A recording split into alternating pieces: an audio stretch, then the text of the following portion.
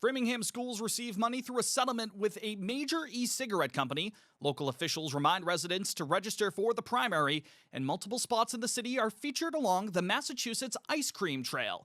I'm Brendan Fitzpatrick, and this is The Frame. Framingham News in Focus.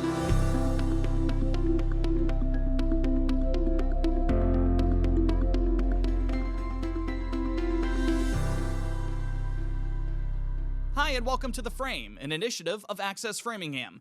We begin tonight with news from Framingham Public Schools, as officials announced on Monday that the district will be getting around $120,000 through a settlement with the electronic cigarette company Juul Labs, Inc. It's part of over $700 million that Juul and its investors have to pay worldwide to date through settlements, as the company has been wrapped up in controversy for the past few years. Critics contend that Juul has advertised its products to minors, while also misleading consumers about the addictiveness and overall dangers of vaping.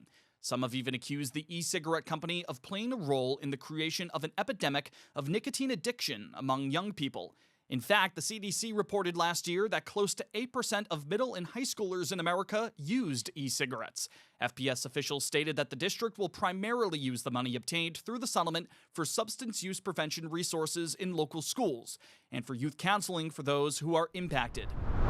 Efforts to mitigate mosquito-borne illnesses locally continued this week, as the Framingham Board of Health heard a presentation from the East Middlesex Mosquito Control Project during a meeting on Tuesday.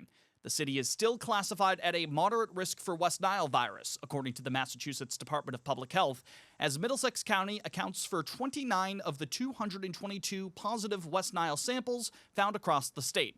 It was also announced on Monday that a Middlesex County man in his 70s became the second person in the state this year to contract West Nile. In turn, members of the Control Project have been working on education resources, along with measures like spraying and trapping to reduce risks for local residents. Bill Murphy is the public health director for Framingham. It's a very science-based program. I think I want to emphasize that for the community, that is a very scientific approach to mosquito control, that we're just not sending trucks on the road, blanketing the town with pesticides. It's really largely linked to surveillance, and that we're watching populations and types of mosquitoes. Now, health officials continue to stress the importance of mitigating the risk of mosquito-borne illnesses like West Nile and Triple E. Long sleeves, pants, and bug spray are all recommended while outdoors, especially between dusk and dawn, which are the peak hours of mosquito activity. Mosquitoes lay eggs in still water, so any standing water around homes should be drained, while any screens for doors and windows should be installed or repaired. The dog days of summer continue, but that means that election season is right around the corner. With that, residents are reminded that the deadline to register to vote in the Massachusetts primary election is next Saturday, August 24th. Applications to vote by mail for the primary are due the following Monday, the 26th. Early voting will begin at Nevins Hall on the 24th and at the McAuliffe Library on that Monday. All of those key dates leading up to the primary can be found at theframe.news or on the city's website, framinghamma.gov. We recently spoke with City Clerk Lisa Ferguson, who noted that her office is hoping for at least a 35% voter turnout for the primary. Much of that, she explained, is expected to come in the form of mail-in ballots. Even though we've had it around for a few years, it's really ramped up through COVID. It kind of flipped before COVID. We used to have 50% of the voters voting early in person. Now we see it change. Mail-in ballots have to be received by the city at 8 p.m. on September 3rd. They have to be signed, and they cannot be dropped off at a polling place. On primary election day, these polls will be open across the city from 7 a.m. to 8 p.m. As for what Framingham voters can expect when they set into the polls for the primary, most of the action is on the Democratic ballot. 7th Middlesex District State Rep Jack Lewis is facing a primary challenge from Carlton Phelps. Meanwhile, 4 individuals, Tamisha Civil, Muriel Kramer, Sean Murphy, and David Rezovitz, are vying for the Democratic nomination for the 2nd District seat on the Governor's Council, the body that advises the governor on matters like appointments and pardons. We'll have more details on those 2 races on The Frame in the coming weeks. Framingham Republicans just have one major choice to make. Bob Antonellis, Ian Kane, and John Deaton are bidding for the GOP's nomination for U.S. Senator. The winner there will face off against Democrat Elizabeth Warren in November's general election. Local residents are advised that the Carol Getchell Nature Trail is currently closed for repairs.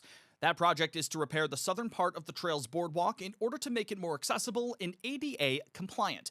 The work is being bolstered by funding from the state, along with grants and money from the Community Preservation Act, the latter of which was approved by the City Council back in April as part of a roughly $3 million slate of projects.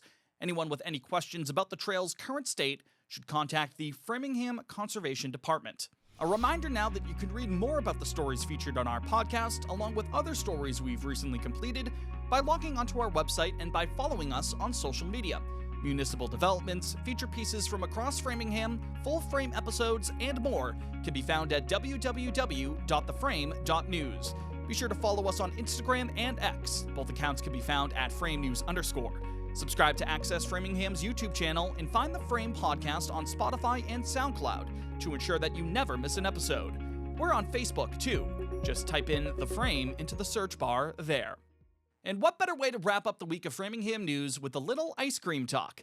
Recently, a trio of local spots were added to the newly created Massachusetts Ice Cream Trail, an initiative from Governor Healy to highlight small businesses and the state's dairy industry, from farms to the table and beyond.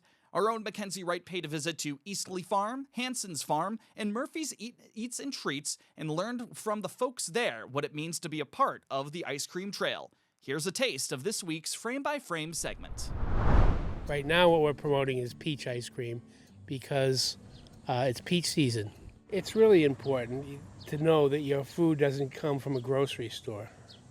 It may end up there, but that's not where it started from. I think any type of farming is a thankless job, but without them, we're in trouble. You know, we see it with our fresh produce, we see it with the beef we buy, you know, we see it throughout the entire restaurant. I mean, it's good for your body, but it's good for your psyche. Ice cream can fix anything. Any problem you got, I want some ice cream, it's all over, it's fixed. Now, if you're hungry for more, you can watch the full segment by visiting www.theframe.news or by heading to Access Framingham's YouTube channel. Just be sure that your ice cream doesn't melt while you do so. That'll be it for this week's Framingham News in Focus. For the entire team here at The Frame, thanks for watching or for listening. I'm Brendan Fitzpatrick. We'll talk to you next week. Take care.